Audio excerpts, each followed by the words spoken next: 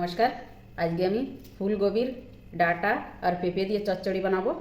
তার জন্য এই কপির ডাঁটাটা কেটে নেব আর পেঁপেটা কেটে নেব। এইভাবে পাতলা পাতলা করে কাটবো।